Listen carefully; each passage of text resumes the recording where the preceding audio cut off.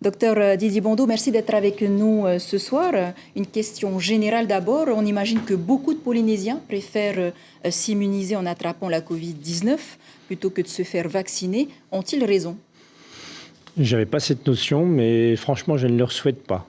Sans parler de mon cas personnel, je ne souhaite pas qu'il se passe par l'épisode Covid, qui n'est pas toujours très agréable.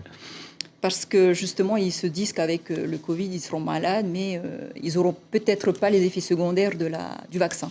Les effets secondaires du vaccin sont quand même assez minimes par rapport à un Covid qui peut, sans forcément être grave, être sérieux, nécessiter une semaine ou 10 jours d'hospitalisation, sans compter les séquelles au long terme, voire définitives, qu'on ne retrouvera pas a priori avec la vaccination.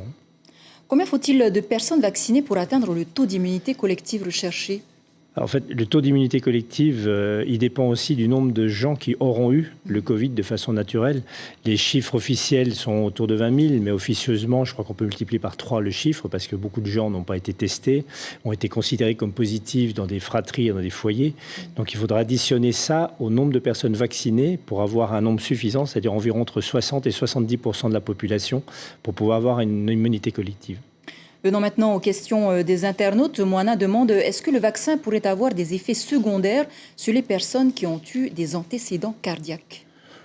Pas qu'on sache, en tout cas on a la liste et c'est bien serré de contre-indications, qu'elles soient maladies cancéreuses éventuellement en cours de chimiothérapie, que ce soit des immunosuppressions.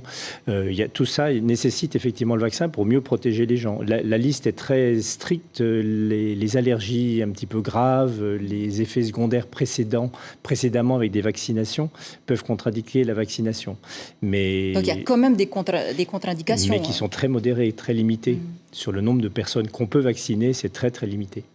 Christian Montreuil, à part respecter les gestes barrières, que peut-on faire en prévention pour ne pas attraper la Covid-19? C'est déjà beaucoup, c'est déjà respecter effectivement les gestes barrières, ne pas les sous-estimer, bien respecter le lavage de mains qui doit être prolongé, long, répété dans la journée. Si on manipule des choses, il faut régulièrement se laver les mains. Et puis le vaccin est ici depuis quelques semaines, ça va être surtout l'arme principale de la prévention de cette maladie, évidemment. Christian, toujours, qui pose une autre question. Si on est vacciné, peut-on quand même transmettre le virus? C'est une grande question qui est posée. On n'a pas toutes les réponses. Simplement, on se base un petit peu sur ce qui existe déjà dans les vaccinations précédentes. Le vaccin empêche de multiplier le virus dans notre corps et donc empêche de développer la maladie de façon grave. C'est vrai que ça n'empêche en rien le virus de rentrer dans notre organisme. Simplement, ça l'empêche de se multiplier. Donc, on peut imaginer qu'on puisse être porteur éventuellement du virus Covid, sans forcément être transmetteur de la maladie.